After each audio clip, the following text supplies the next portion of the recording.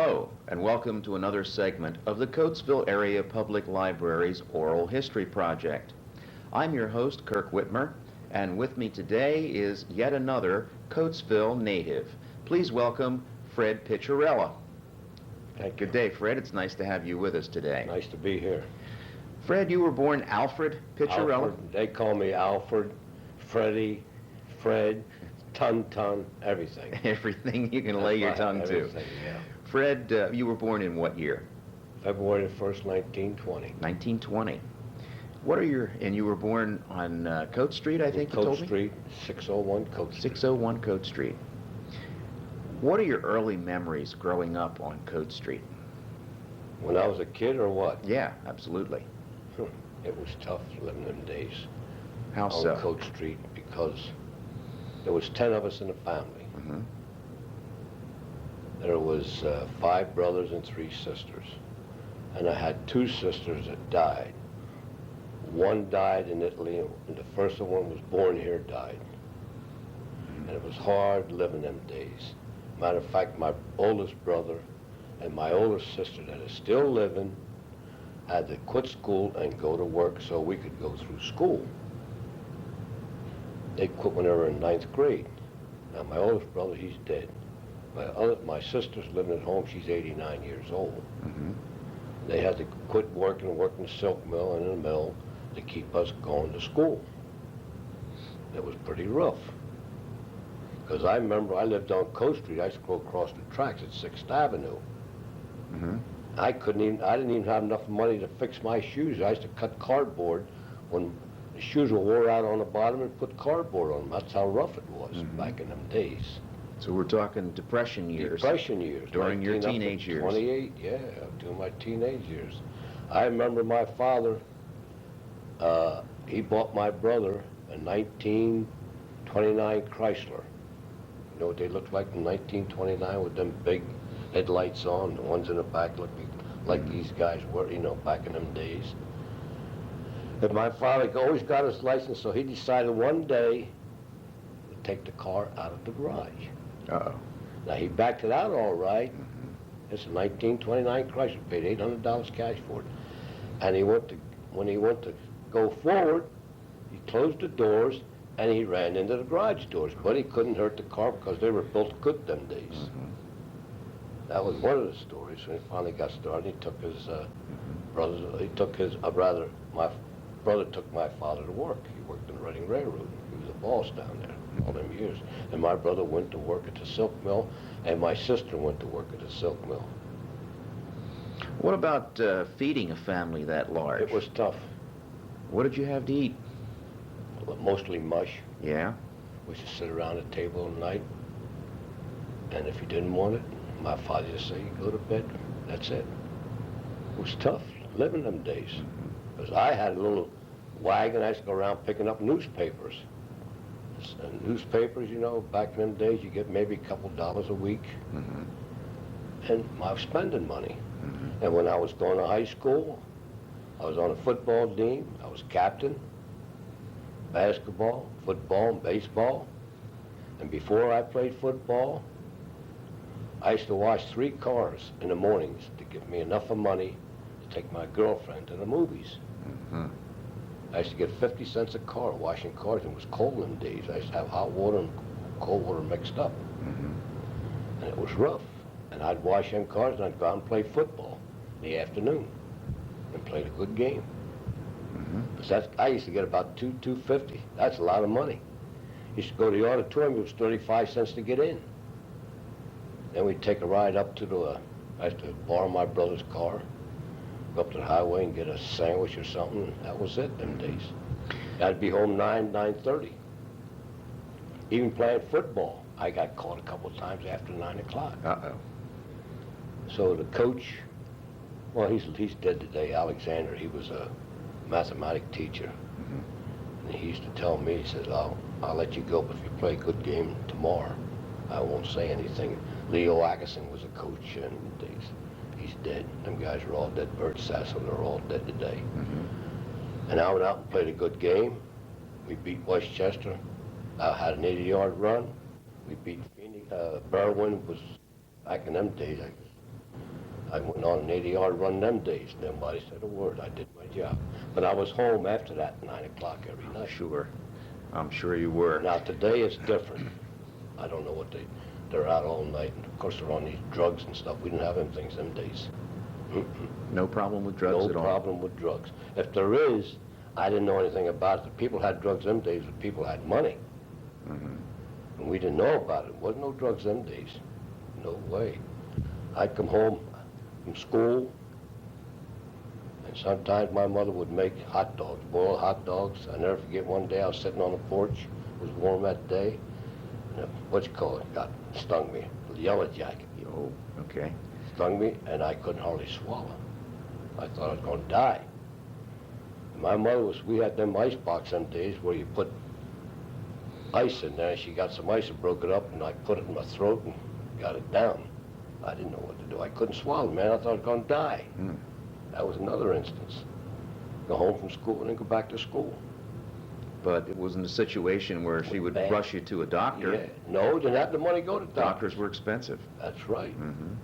Well, the doctors them days, I used to go to Dr. Stone. He's dead today. He was a good surgeon. And whatever you got, you gave him. If you didn't have anything, it was all right. That's back in them days, Margolies and Stone. You don't see them kind of doctors today. No. Say you go to doctors, they $80, $90. Take 5 minutes and it's done. Like I got to go to doctors next week. Look at my heart and everything. It's going to cost me $90. Of course, I got insurance. But other than that, that's the way it goes. Now, if people don't have money, I think they charge them $10 down there. Fred, let's back up to your teenage years again for just a moment. You mentioned going to the movies at the auditorium. Auditorium, 35 cents to get in. Right. Who were the big movie stars in those days? Janet Gaynor. Let's go to Hoop Gibson, Cowboys. Probably Tom Mix. Tom Mix, Cowboys. I used to go to Palace a lot, too. You know what it cost? 8 cents to get in. It used to cost 8 cents to get in the Palace. Now, the Palace was where? On 2nd Avenue? No, it was on Main Street, right next to Shirt Talks, what it is today. I used to be the Palace Theater. Okay. It was owned by the auditorium. And it cost 8 cents to go in. I had about a quarter on me. And I used to go across the street to have a donut shop. I used to get 3 or 4 cents worth of stale donuts. And we'd go in there and stay all afternoon watching movies. And when I come out, if I had 10 or 15 cents left over, I used to go in Laggy's drugstore and get a Coke for a nickel. Fred, where exactly was Laggy's drugstore? It was next to the Palace. There was a big drugstore there, right next to the Palace. Come out of the Palace Theater and you go in Laggy's drugstore. And what is it was you could do with your Greeks? What is it you could do with your 10 cents at Laggy's? Get a Coke. Yeah. Get a big Coke and get yourself for a nickel, huh? For a nickel. Get maybe a donut or something. Anything. Back in them days. Yeah. But you couldn't do it today. No way. And I started to work. I don't think you was around when I went. Hurley's Hot Houses up on Black Horse Hill. They were in back where I lived. What was the name of Hurley's? Hurley's Hot Houses. Okay. They had 5 hot houses. When I used to go to school, I worked up there. Me, Betty Delagrand, Carm DePedro, which owns the DePedro, and another guy, Nick Caputo. I think he's still living. About 4 or 5 of us. And we used to go up in the hot houses and work. And what was your job there? Cleaning out the beds in the hot houses in the summertime. Cleaning the dirt out, turning the boards over and spraying them, put them back in there and go out in the field and get new dirt and put it in with a wool bar, 110 degrees. And how much did you get paid? I got paid 75 cents a week. Wow. I used to give my mother, I used to pay board when I was that age. Give her 50 cents and the rest of the money I had left over, I used to go to movies. And on Sundays, if I had a nickel left over, I used to go to T-Tie's store, live right down the street, and get a cone ice cream. T-Tie's, as I recall, was Chester and Main Street? No, they had 2 stores. They had a drugstore on Main Street, which is a restaurant now. Zorba's now. And they had a grocery store up on Coat Street. I didn't know that. Oh, yeah. The old man died. There was 5 of them. The old man died. There was the lawyer, Johnny Francis. He just died not too long ago. And there was Al. He's dead. There's only one T-tie left, and that's Orland. He's affiliated with over in Westchester with the courthouse. Yeah. I don't know what he does over there, but that's what it was back in them days. Yeah. It was tough. And you know the bridge up there that they tore down, they never rebuilt it? On Fifth Avenue? Yes. All right. You used to walk over that bridge. They tore it down. You can't go over that way anymore. And I remember across the train tracks, right? Yes, sir. Yeah. We lived up on Coat Street. Back in them days, my sisters and anybody else who lived up there, it was safe to go across. They used to come at night, come out of the mood and go right across the railroad track and everything. That bridge, it was safe on the streets and everything. 10, 11 o'clock at night, coming out of the movies or something, they'd walk. We didn't have no cars in them days. No cars at all. We walked. That's all. It was rough them days. And I remember the girls next door, which one just died the other day. Betty Delgrand's sister, she died. I hate to see her go. She used to go to movies with my sisters and walk that cross over that bridge. He'd come out 9 o'clock at night. Nobody ever bothered him. He'd come home. Everything was all right. Yeah. Fred, but you couldn't do that today. No, you couldn't. The bridge isn't there for one thing. No, yeah, but they go up the other way, the tunnel. I wouldn't walk it today. It was so bad them days. The water was bad.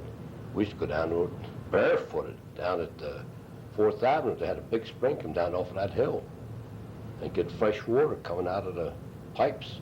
And this spring was where? At 4th and Fleetwood. And Fleetwood. Down off the hill there. You know, they build them houses up on the hill, they call it up there. Right, Elmwood Gardens? Elmwood Gardens. There was nothing but woods up there. And they'd have 2 springs used to come down. As a matter of fact, they were going to build houses up there because they had the payments and everything all set up, and they didn't do it. They did build some houses up there. Then the springs, they dried up. They all dried up, and they built them homes up there. Yeah. Fred, you graduated high school in what year?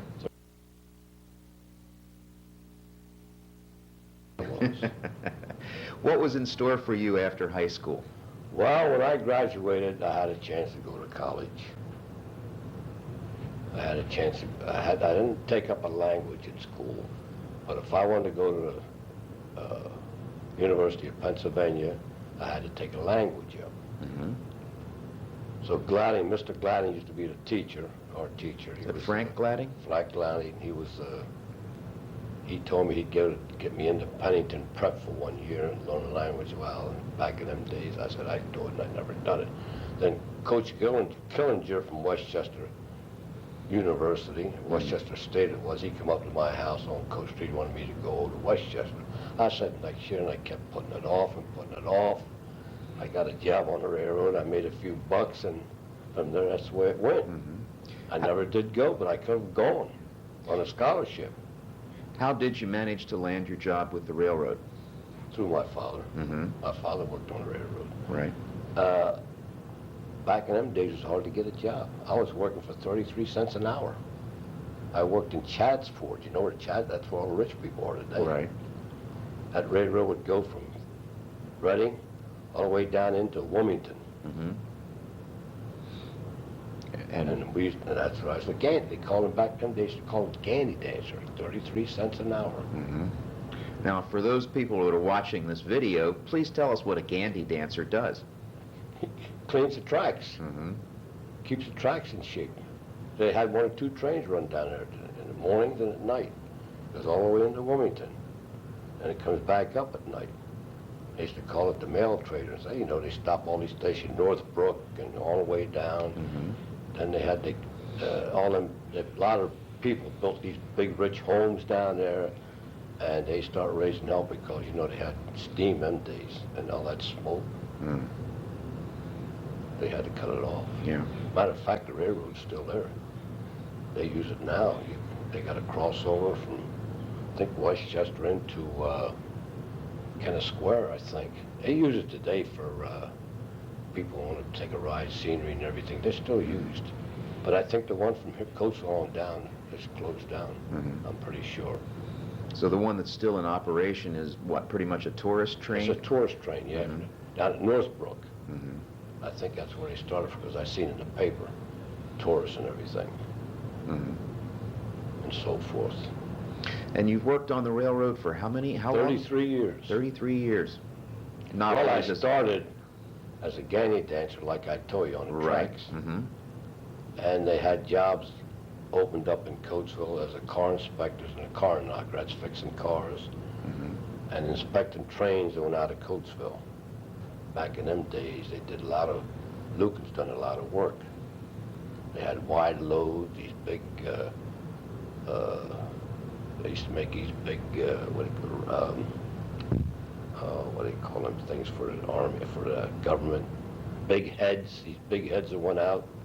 We used to inspect them. We used to have maybe 70 and 80 car going out of the yard. And I used to inspect all them cars and couple up the air hoses, made sure everything was all right.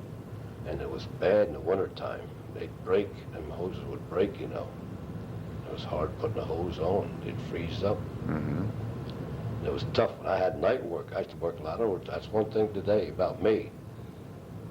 I used to tell them, you want me to work overtime, I want paid from the time I leave the house till the time I go home, because I was the only guy that lived in Coatesville.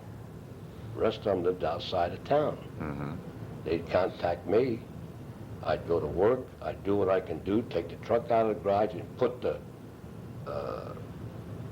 what you call it, drag snow, what do you call it? The snowplow? Snowplow. I used to put that on myself. You know how heavy that is? I put it on myself, hook it up, and start cleaning snow. Making room so they can come to work next day, all in trucks. I did that all by myself. Them other guys couldn't come in. Because they were farther away and couldn't get through the snow. They couldn't get through the snow. But I did it all myself. But today, it's tough. Of course, that's not down there today now. Lucas bought them out. I mean, Bethlehem. So I don't know what's down there. They said it's still they still fix cars and stuff down there. And lifts of steel's down there and everything. Fred, at 79 years old, you're still working at the newsstand at... I help him out about 4 hours a day. And do the work around the house. Because my sister, one's blind, the other one's got a lot of troubles. As you think back over the years, Fred, you've seen a lot of Coatesville's history. Yes, I have. What are the most obvious changes? Things that we once had that are no more. What do you miss? Well, I tell you, especially uptown, you had the auditorium, you had the palace, you had the opera house, which is where the post office is. We had 3 movie houses. And Friday and Saturday night, the treat in Coatesville was going to the movies, the auditorium, because they used to be lined up down to 4th Avenue, down to 3rd Avenue, trying to get into second show. And Coatesville, them days, was nice. You didn't have to worry about anybody robbing you or anything. You could walk down the street by yourself. Didn't have to worry about nothing. In them days, a lot of people did walk because they didn't have enough money to buy an automobile. Today, in one family, you see 2 and 3 cars in one family. That's how different it was from them days and now. They used to come out of the movies, take a ride up the highway, get a sandwich, go somewhere. It wasn't that much traffic like it is today. And plenty of things to do and places to go. They had a place on 2nd Avenue, used to call it Broadway, 2nd Avenue. They call it Broadway. They had this Greek had a restaurant there. He did a good business. A restaurant, and on the side and back towards 2nd Avenue, he had a bar. And right across the street from there, they had a steak shop. They used to call it Straits. He's still living today. Straight steak shop. They used to call that Broadway, 2nd Avenue, and that's what it was. You had 2 hotels in Coatesville. They burnt down. Now, the Broadway restaurant, where is that? We used to call that the Broadway, on 2nd Avenue. You know where the new bank is? Yes. That used to be Second the to me. restaurant. Yes, second. I used to be the restaurant in So there. Broadway is long gone. They used to call it on the Broadway. I see up at Broadway, and that's where it was. Go in there, get something to eat, have coffee, throw the bowl. If you want to drink, you go in the back. They had a bar. You want to go across the street, you got yourself a steak sandwich. And once in a while, they had a card game upstairs. If you want to play cards after 11 o'clock, you know, a little card game. Things like that. But it was safe them days. When did the Broadway disappear? Oh, let's see, that was back in, I think in the late 40s. Late 40s. Mm-hmm. Because, let's see, I was working on a railroad. That morning I was getting ready to go to work, and I heard it, and I heard the fire whistles blowing, and I looked out the window, I can see nothing but blaze. That's when the Coatesville Hotel was burning down. Mm. It was the Coatesville Hotel, and then the other one burned down about a year later. Just took, well, people used to go up there too after the movies. Yes. They used to have like go upstairs, they had drinks, they had dancing, and you sit down like you do in Europe and look at people walking, you know, and drinks and have sandwiches. Al Hartman had the place then. He's dead today, his wife is dead. The boy's still living, but I don't know where he's at. But there was places to go them days. And it was safe. Today, you dare not go uptown. Fred, how did World War II impact life in Coatesville? We've heard stories of victory gardens and stars in windows. What are your memories of the war years in Coatesville? When I went in 43.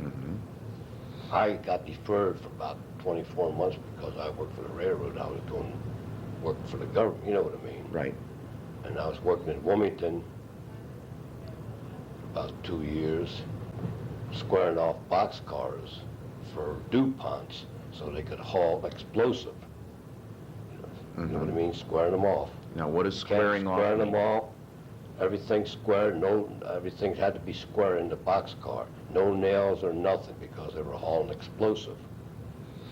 I worked down there for 2 or 3 years. And I made a lot of overtime. And I told them, you want me to work overtime? I want. That's where I made my money, overtime. The same thing when I lived up on Coach Street and he used to call me out. Of course, I lived up on Walnut Street then. And I told him I wanted paid from the time I left the house. And I used to go out, load all them blocks and skids and everything on a truck. And put them cars on, get under that snow and ice, 5 to 10 degrees below zero. And we couldn't get any help. Well, the trainmen used to help us. But I did it. Fred, you've seen a lot of neighborhood changes. Oh, yeah. And there have been a lot of shifts in neighborhoods in terms of who lives there. Share some of your observations with us. The Coach Street is all built up now. They built all them houses, they fixed all them places up. As you see, they're still working on them. Everything was going down backwards. Because where I live, 601, everything's all built up. They fixed all them old houses up there. If you want to see it, you go down, take a ride down Coach Street, and you'll see it. But they're all old homes. Every once in a while, mostly on a Friday, you'd hear the whistle blowing, somebody's house burned down. Every Friday, it just seems like a house burned down up on Coach Street because they were burning that can of kerosene. Yeah. Which today I wouldn't burn kerosene, but they still use it. Yeah. You know?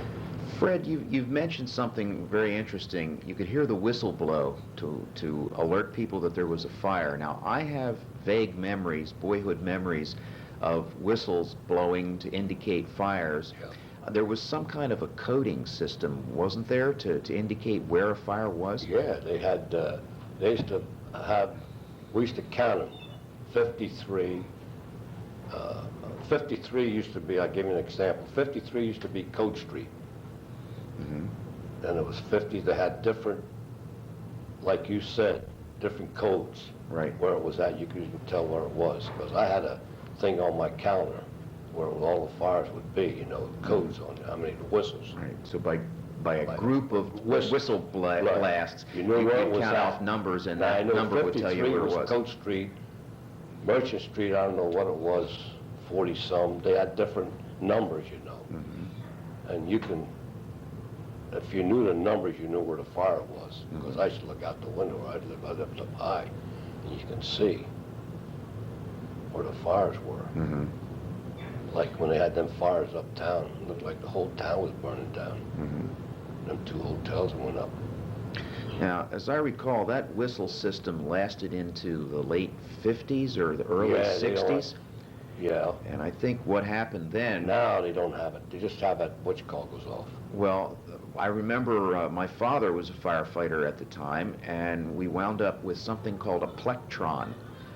It was a device that was put in each firefighter's home, and there was an announcement made over some kind of a radio wave to tell them where the fire was, so they could actually hear a human voice giving them a location of a fire through the plectron system.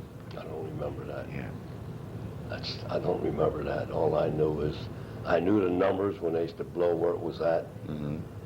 Most of them. Well, that's not around here, but I knew 53 where I live. I was always afraid Coke Street, Merchant Street, I know where that's at. One of them shacks burned up or something. Oil, they're using kerosene, that stuff. They don't take care of it. It's dirty. Same up there today, you go up there, you look. A lot of them fires when it goes up, where is it at? Down East End somewhere. It was tough them days. Tough. I'm sure. And back in them days, we burned coal where I lived. And we used to take the coal out, and what was good didn't burn, we'd put back in again through the ashes, out up on the garden. The ashes was good for soil. Ashes was good for soil. We used to make it up, and the following year, dig the garden up, and you had your soil all cleaned up. That's what makes stuff grow.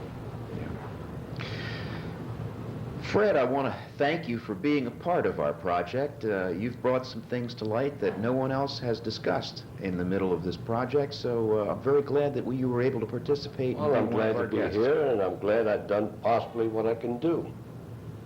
Well, we appreciate you being a participant, so thank you again, Fred. Thank you very much.